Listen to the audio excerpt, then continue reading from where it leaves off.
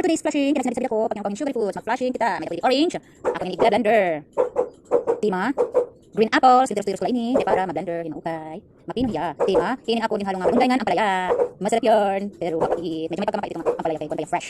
So, amat kita yung bubuhat, basta nagsisinabi ako, pag kinakong anong chocolates, mga milky chocolates pagod, kaya patong chocolates lahat, pwede. Tapos kinin ako gatas, fresh milk, low fat lang yarn, kay amot na ukay, the best, para sa health, aguroy, asya ito, basta nagsisinabi, kasi may ito nagka-flashy, anay, takop.